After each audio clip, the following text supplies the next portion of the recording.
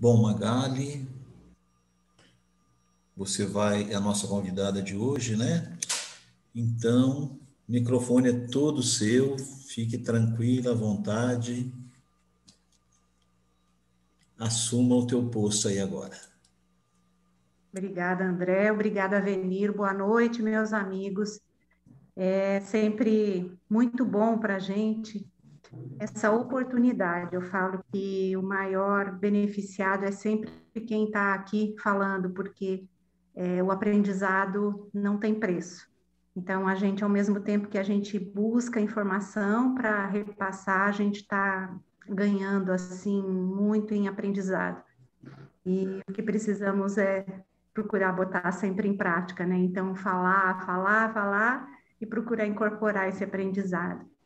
Hoje eu vou falar para vocês sobre um texto do livro Obras Póstumas, que se encontra na segunda parte do livro. Esse livro, Obras Póstumas, do Allan Kardec, faz parte, né, das obras de Allan Kardec. Ele foi publicado 22 anos após o lançamento da sua última obra, que é a Gênese. Ele apresenta, assim, vários trabalhos, é uma coletânea de trabalhos que nunca apareceram em livro. Na verdade, a maioria dessas anotações, elas já haviam sido publicadas na Revista Espírita, que ele divulgava aí constantemente durante a sua vida, durante o seu trabalho. E aí, após o seu desencarne, no ano de 1869, elas começaram a ser escritas, Kardec ia juntando essas anotações, né, e começaram a ser publicadas. O que se conservou, bem dizer, inédito até a publicação do livro Obras Póstumas, que foi somente em 1890, foi o material que consta na segunda parte desse volume, e é intitulado como Trechos em Extenso do Livro das Previsões Concernentes ao Espiritismo. Ele é um manuscrito feito com todo cuidado aí por Kardec, e ali nessa segunda parte são vários relatos de comunicações feitas pelos espíritos a médiums diversos, né, e que Kardec ia reservando, guardando. E ali eram conselhos relativos à sua saúde, relativos ao trabalho que ele estava desenvolvendo, principalmente em relação à Gênese, né, que foi sua última obra, e demais assuntos diversos. Uma dessas comunicações eu achei assim extremamente claro que todas elas são muito importantes, mas eu achei que tem uma que ela é tão atual, embora escrita aí há 160 e poucos anos, né? Ela é uma das comunicações que tem muita aderência com o que a gente está vivendo hoje. E ela foi feita em 25 de abril de 1866, em Paris, e foi comunicada a duas médiums, e no caso Kardec, aqui ele se reservou, ele não colocou o nome dessas médiums, ele apenas colocou as iniciais, M e T, e elas eram sonâmbulas, então elas passaram essa comunicação. Fala sobre a regeneração da humanidade. Eu vou ler aqui o texto, que essa comunicação passada pelos espíritos a essas médiums, e vocês vão ver como isso é extremamente atual em relação ao que nós vivemos hoje. Precipitam-se os acontecimentos com rapidez.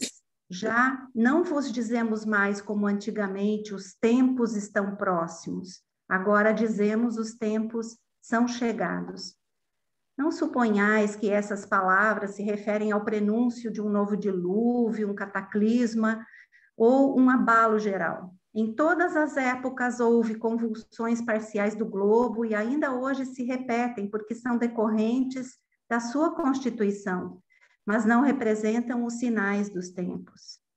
No entanto, tudo o que está predito no Evangelho deverá se cumprir, e nesse momento se cumpre, conforme o reconhecereis mais tarde. Não interpreteis os sinais anunciados, senão como figuras que precisam ser compreendidas segundo o Espiritismo, e não segundo a letra. Todas as escrituras encerram grandes verdades sobre o véu da alegoria, que é uma interpretação de uma forma figurada, e Cristo utilizava muito esse método, né, para falar, e inclusive os apóstolos reproduziram isso. E por terem se apegado ao pé da letra dessas palavras, é que os comentadores se transviaram e criaram interpretações, muitas vezes diversas do que era o verdadeiro sentido.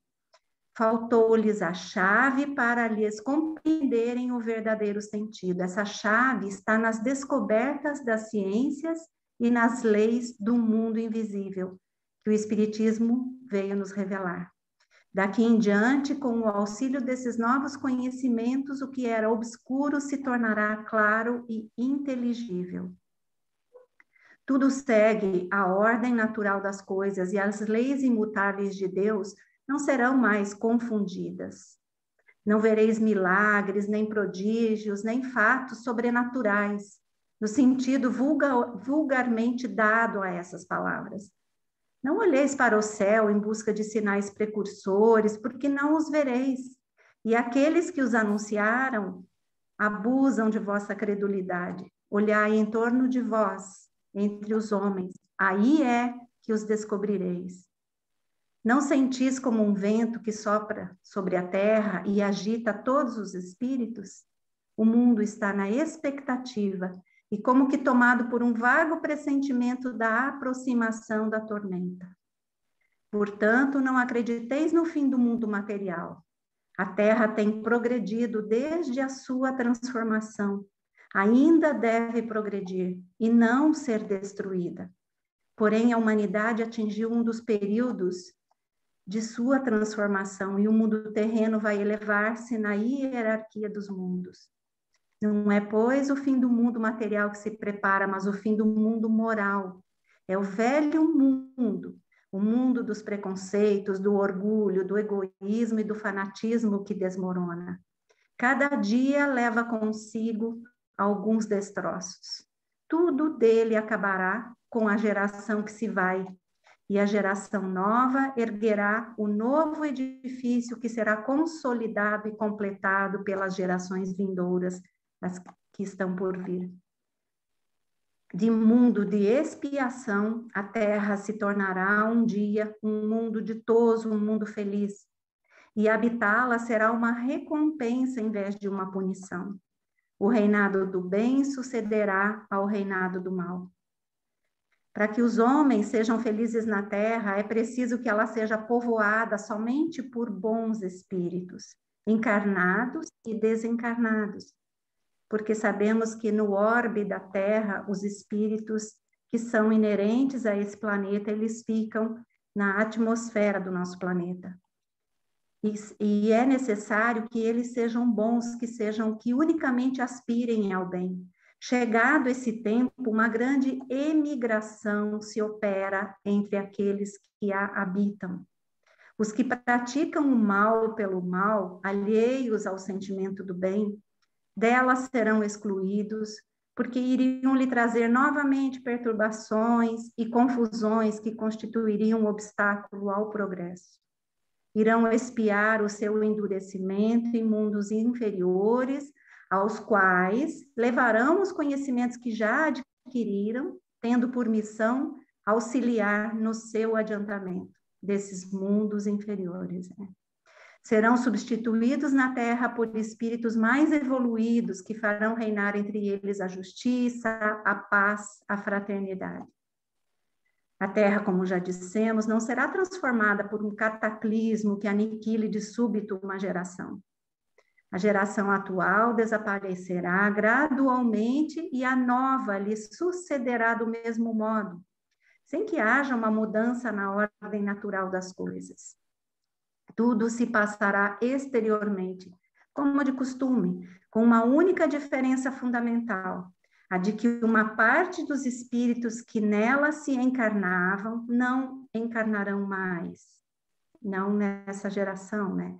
Em cada criança que nasça, em lugar de um espírito atrasado e propenso ao mal, encarnará um espírito mais adiantado e propenso ao bem.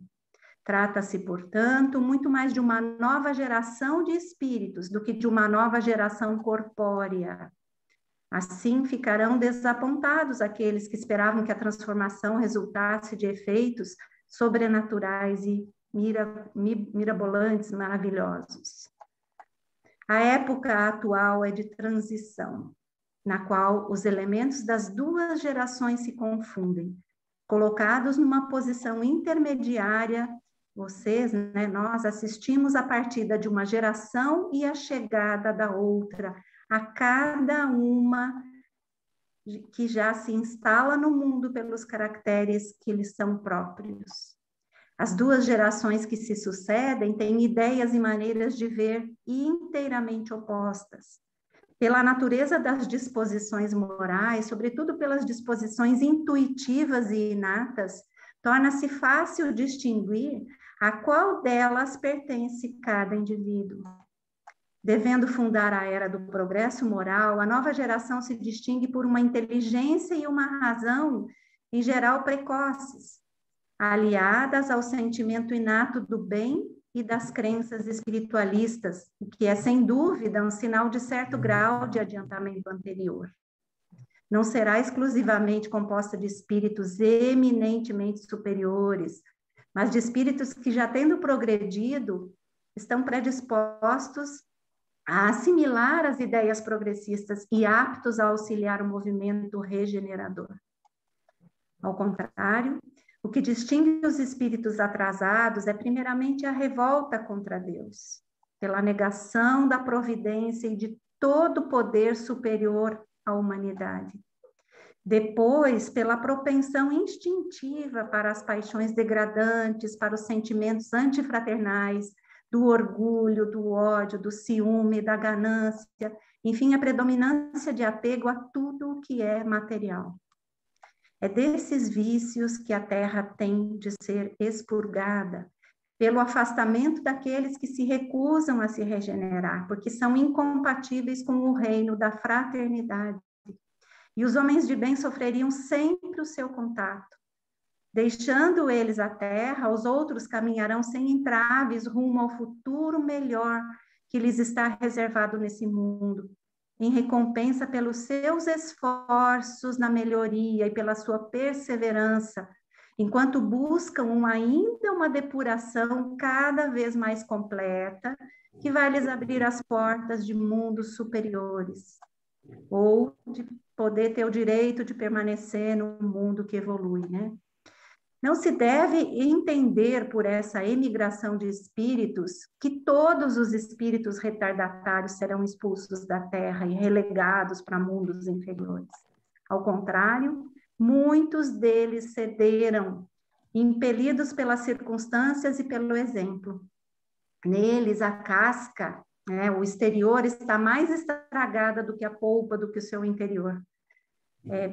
São levados pela turbilhão, né, da moda, né? Uma vez subtraídos à influência da matéria e dos preconceitos do mundo corporal, a maior parte deles verá as coisas de maneira completamente diversa da que viam quando encarnados, conforme os numerosos exemplos que nós já temos visto. Para isso, serão auxiliados pelos espíritos benfazejos, que por eles se interessam e se esforçam em esclarecê-los e lhes mostrar o caminho errado que seguiam. Pelas vossas preces e exortações, podeis contribuir muito para o seu melhoramento, porque há perpétua solidariedade entre os mortos e os vivos. Portanto, eles poderão voltar e se sentirão felizes, porque isso lhes será uma recompensa. O que importa o que tenham sido e o que tenham feito, se eles voltam animados de melhores sentimentos? Em vez de se mostrarem hostis à sociedade, serão seus auxiliares úteis, porquanto pertencerão à nova geração. Não haverá, então, exclusão definitiva, senão para os espíritos radicalmente rebeldes, aqueles que o orgulho e o egoísmo, mais do que a ignorância, né? Mais do que o não saber, mais do que a falta do conhecimento, tornaram surdos essas pessoas, esses espíritos, aos apelos do bem e da razão. Mas mesmo estes não estarão votados a uma inferioridade perpétua, e chegará o dia em que repudiarão seu passado e abrirão os olhos para a luz. Orai por esses endurecidos, a fim de que se emendem enquanto é tempo, porque se aproxima o dia da expiação. Infelizmente, a maioria, fechando os ouvidos à voz de Deus, persistirá em sua cegueira. E essa resistência marcará o fim do seu reinado, com lutas tremendas. Em seu desvario se lançarão à sua própria perda. Provocarão destruições que darão origem a um sem número de flagelos e de calamidades, de modo que, sem o quererem, apressarão o advento da era de renovação. E como se a destruição não se operasse com bastante rapidez, os suicídios se multiplicarão em proporções inauditas, até mesmo entre crianças. A loucura jamais terá atingido tão grande quantidade de homens que antes mesmo de morrerem estarão riscados do número dos vivos. Serão esses os verdadeiros sinais dos tempos, e tudo isso se cumprirá pelo encadeamento das circunstâncias, como já o dissemos, sem que haja qualquer derrogação, que seria descumprimento das leis naturais, né, das leis da natureza. No entanto, através da escura nuvem que vos envolve, em cujo seio ruge a tempestade, já podeis ver despontando os primeiros raios da era nova. A fraternidade lança seus fundamentos em todos os pontos do globo, e os povos estendem uns aos outros as suas mãos. A barbárie se atenua ao contato com a civilização. Os preconceitos de raças e de seitas que causaram derramamento de tanto sangue vão se extinguindo. O fanatismo e a intolerância perdem terreno, ao passo que a liberdade de consciência se introduz nos costumes e se torna um direito. Por toda parte fermentam as ideias, percebe-se o mal e procura-se o remédio para debelá-lo, mas muitos caminham sem bússola e se perdem em utopias. O mundo se acha empenhado num imenso trabalho de gestação que já dura há um século. Isso na época de Kardec, né? Nesse trabalho ainda confuso, nota-se que predomina a tendência para determinado fim, o da unidade e da uniformidade, que predispõem à confraternização. Ou seja, a unidade da crença, a unidade e conformidade de acordo com o verdadeiro sentido das palavras que Jesus nos ensinou, né?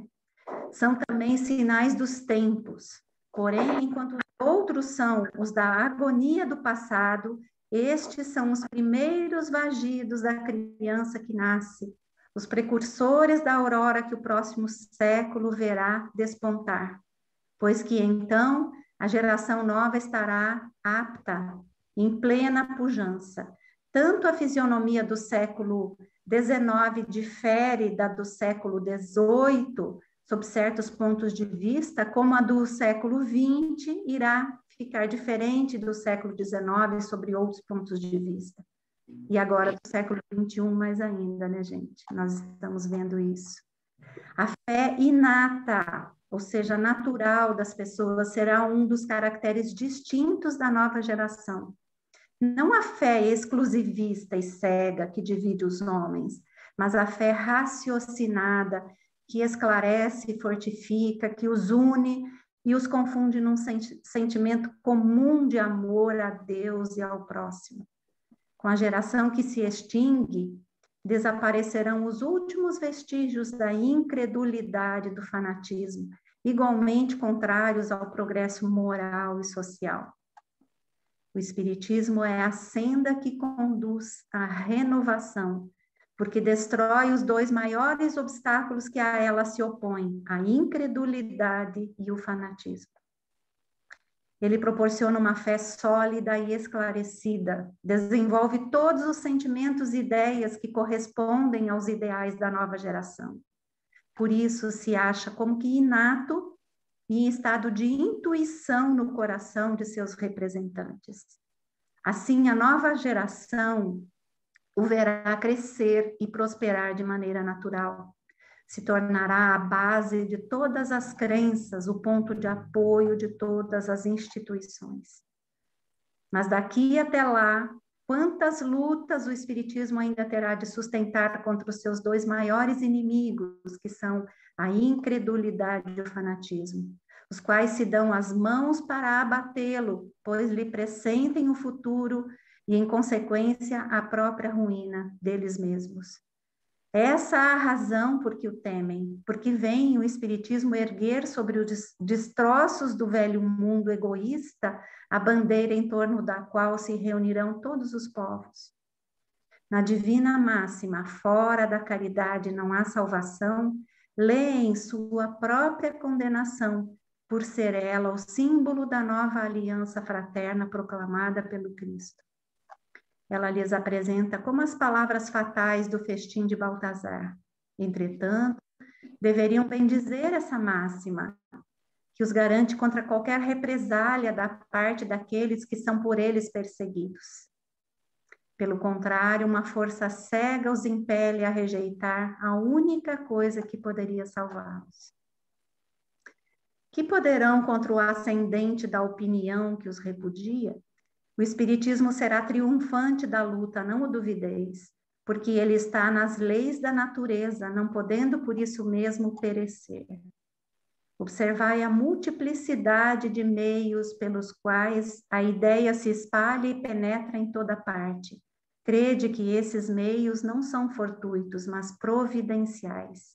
O que à primeira vista parece lhe ser prejudicial é justamente o que lhe auxilia a propagação. Dentro em breve surgirão verdadeiros paladinos, que são aqueles indivíduos que defendem com ardor a sua causa, aquilo que eles acreditam, entre os homens de maior consideração e credibilidade para apoiá-lo com a autoridade de seus nomes e de seus exemplos, impondo silêncio aos detratores, pois ninguém ousará tratá-los de loucos. Esses homens o estudam em silêncio e aparecerão quando for chegado o momento oportuno. Até lá, é bom que se conservem afastados. Logo também vereis as artes beberem nele, no Espiritismo, como numa fonte fecunda, e traduzirem os pensamentos e as perspectivas que descortina, por meio da pintura, da música, da poesia e da literatura. Já vos foi dito que haverá um dia a arte espírita, como houve a arte pagã e a arte cristã. E é uma grande verdade, porque os maiores gênios nele se inspirarão. Em breve vereis os primeiros esboços da arte espírita, que mais tarde ocupará o lugar que lhe compete. Hoje a gente vê a influência do espiritismo nas artes, Na música, no cinema, na televisão, a gente vê muito isso. E já é algo assim que é inspiração e a necessidade, de esclarecimento por parte das pessoas. Espíritas, ele termina aqui, com esse recado: o futuro vos pertence, e a todos os homens capazes de sentimento e abnegação. Não vos assusteis com os obstáculos, porque nenhum deles poderá impedir que se realizem os desígnios da providência. Trabalhai sem descanso e agradecei a Deus por vos ter colocado na vanguarda da nova falange. É um posto de honra que vós mesmos solicitastes, do qual deveis vos tornar dignos pela vossa coragem, perseverança e devotamento. Felizes aqueles que sucumbirem dignos pela vossa coragem, nessa luta contra a força. Mas a vergonha, ao contrário, esperará no mundo dos espíritos os que sucumbirem por fraqueza ou pusilanimidade, que é a falta de energias, o desânimo. As lutas, aliás, são necessárias para fortalecer a alma. O contato com o mal faz que melhor se apreciem as vantagens do bem. Sem as lutas que estimulam as faculdades, o espírito se entregaria a uma despreocupação funesta do seu para o seu adiantamento. As lutas contra os elementos desenvolvem as forças físicas e a inteligência. As lutas contra o mal desenvolvem as forças morais. Então, meus amigos, com essa comunicação dos espíritos, em 1866, hoje a gente vê, né, quase 2 séculos depois, né, um século e meio, a gente vê quanto isso é atual, como estamos vivendo esse período. E a gente pode acrescentar aí essas comunicações, o capítulo 17º da Gênese, né, que fala, que esclarece os textos do Evangelho acerca dos sinais precursores, né, com o anúncio de calamidade de todo gênero que os textos evangélicos tratavam, né, que dizimariam a humanidade, mas, na verdade, essas calamidades, elas se referem à luta entre o bem e o mal, entre a fé e a incredulidade, né? A difusão da verdade trazida na sua pureza original pelo Evangelho, nas palavras do Cristo, que ao longo desses anos todos tiveram as suas interpretações equivocadas, né? Até em razão do despreparo das pessoas da época para as quais Cristo expôs as suas palavras, porque desconheciam as informações da ciência, desconheciam tantas coisas que hoje a gente conhece. E naquela época a humanidade era tão, imagina, tão perdida ainda em relação a coisas materiais, aos sentimentos de fanatismo, de orgulho, de egoísmo, do mal mesmo, né, da maldade, de se matar por causa de ideias. Quanta perseguição sofreu o Espiritismo no seu início. Nesse livro mesmo, Obras Póstumas, são relatadas as perseguições que Kardec sofreu quando começou a divulgar o Espiritismo.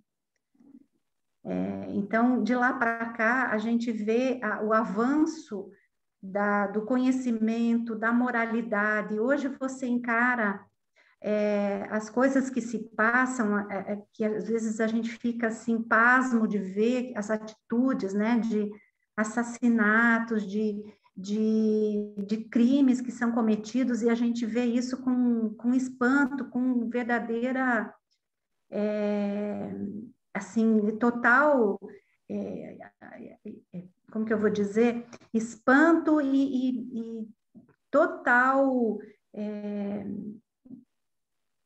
uma falta de entendimento, a gente não consegue crer como que o ser humano ele é capaz de fazer isso, né? Então, isso significa que nós já evoluímos bastante em relação à nossa posição, aos nossos sentimentos, porque aqueles espíritos do passado também éramos nós fazíamos parte daquelas gerações que lutavam por causa de posses, de terras, e hoje ainda existe, né? Hoje a gente se espanta, a gente fica assim horrorizado de ver essas guerras. Agora mesmo está acontecendo lá naqueles países, perdão, do Oriente Médio, essas guerras tão desnecessárias e às vezes lutando por chamadas terras santas, né? Sendo que Cristo não teve sequer um pedaço de terra para descansar sua cabeça, nada lhe pertenceu naquele... E os homens se degladiam, né, por conta dessas posses tão irracionais, né? Então, hoje a gente entende, e isso está muito claro também na Gênese, que o julgamento, o juízo final, através da emigração, de um processo de emigração de espíritos, ele é muito mais racional do que um juízo final que viria com um cataclisma que eliminasse toda a humanidade, e aí os bons iriam para um lugar ao lado direito, né, do Pai, e os demais iriam ser fadados aí ao inferno eterno, né?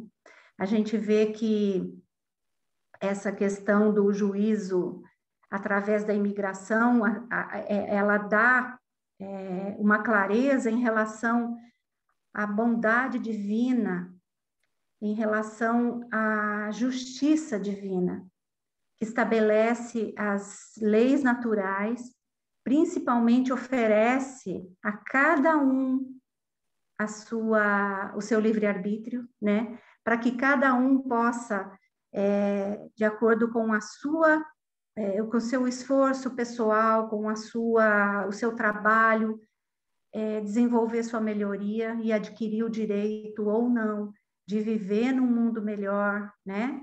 De poder usufruir de uma felicidade que é digna dos espíritos mais evoluídos, né? Não se constitui privilégio para ninguém, né? Deus dá essa oportunidade de progresso a todas as suas criaturas. E, na verdade, todos nós passamos por um julgamento a cada reencarnação, né? Quando a gente retorna ao plano espiritual, a gente passa por esse julgamento. O que nós fizemos, o que poderíamos ter feito melhor, o que deixamos de fazer. Então, não existe um juízo final, e sim julgamentos gerais em todas as épocas de renovação parcial, né, ou total dos mundos. E no capítulo 18º da Gênese, né, que fala que os tempos são chegados, ele nos mostra claramente que esse movimento progressivo da humanidade ele é inevitável, porque ele é decorrente de uma das principais leis de Deus, a lei do progresso, né? E que mostra quando é que a humanidade vai estar madura o suficiente para que os planetas evoluam na hierarquia dos mundos. Diante disso tudo, meus amigos, o que é importante, né? Que cada um de nós trabalhe individualmente no seu processo de burilamento, de melhoria contínua. Esse esforço individual de cada um de nós vai fazer a diferença no resultado coletivo. Quando a gente exerce o bem pelo bem, quando a gente exerce a tolerância, quando a gente exerce o perdão, quando a gente exerce a caridade, a fraternidade, a gente, inclusive, agir, não só falar, né? Agir também, principalmente agindo assim, com o nosso exemplo, a gente vai estar podendo auxiliar todo esse processo de melhoria, de mudança. Porque a gente pode dar o exemplo, que é o que mais é a melhor forma de ensinar. Então, nós estamos aqui porque nós precisamos estar, porque nós ainda temos muito que galgar nessa escala evolutiva. Por exemplo, eu vejo por mim, né? Eu sou uma pessoa que não tenho tendências de praticar o mal. Assim, eu não consigo, né, pensar em fazer maldades com as pessoas. Porém, há ainda muitas coisas que eu preciso me melhorar, principalmente a questão da intolerância, a questão do perdão, né? De compreender que o outro, quando olha para o outro e vê aquelas atitudes, a gente procurar buscar compreender que ele ainda é um companheiro que carece de ajuda na sua evolução, carece de aprendizado, às vezes até pela própria ignorância. Então, é a nossa responsabilidade aí, como esse próprio espírito relatou, né, na sua comunicação a Kardec, de que nós não estamos aqui por acaso, né? A nossa geração que atravessa esse momento tão importante da humanidade, no qual as pessoas estão, assim, extremamente sensíveis a tudo, com seus olhares mais voltados para o eu interior, para a sua família, para a sua convivência com o outro, aquele mais próximo, né? O seu próximo mais próximo, e aonde a gente se desprende um pouco do materialismo exacerbado que vivíamos, né? Da moda, desse mundo muito material, muito baseado unicamente na posse, na matéria, no ser visual, no ser que ostenta, né? Vamos procurar ostentar mais bondade, mais compreensão, mais fraternidade uns com os outros. Assim a gente colabora nesse processo evolutivo da humanidade que a gente está vivendo. Então, a evolução do nosso planeta é um processo natural, ele vem acontecendo desde a época da formação da Terra, onde sofreu inúmeros cataclismos naquela época, se formaram os países, né, se formaram os continentes, se criaram os habitantes, os primeiros seres vegetais, depois animais, e assim veio o homem.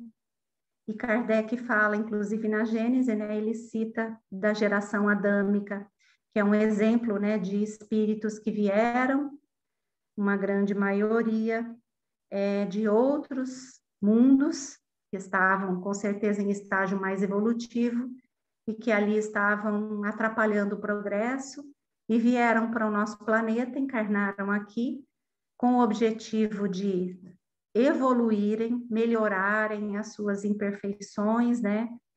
Às vezes não da parte da inteligência, mas muito provavelmente das suas imperfeições morais, e da mesma forma vieram acelerar o processo evolutivo do planeta, né? Que se encontrava ainda em estado muito primitivo, principalmente na questão das ciências, das filosofias, do conhecimento de um modo geral. Então, é assim que se processa a evolução dos mundos, é assim que está na lei divina, e essa lei é imutável, essa lei é eterna e sempre vai acontecer. Então, nosso planeta ainda tem muita lenha para queimar, digamos assim, e vai ficar nessa constante evolução, regeneração de espíritos, né? Passemos aí a essa nova fase, que aos poucos a gente vai vendo acontecer, e que possamos ser instrumentos, né? Pequenos instrumentos nesse apostolado do Cristo, porque a espiritualidade precisa de nós que aqui estamos hoje encarnados, para auxiliar nesse processo. Obrigada, meus amigos, pela sua paciência, pela sua atenção. Seguimos aí, se Deus quiser, com saúde, com determinação, com vontade, procurando cada um de nós fazer o nosso melhor e procurando a nossa própria evolução e assim auxiliando o mundo de um modo geral a progredir. Obrigada, boa noite a todos. Até uma próxima oportunidade. Obrigado, Magali. Realmente a gente buscar a fonte em Kardec das informações é muito interessante, né?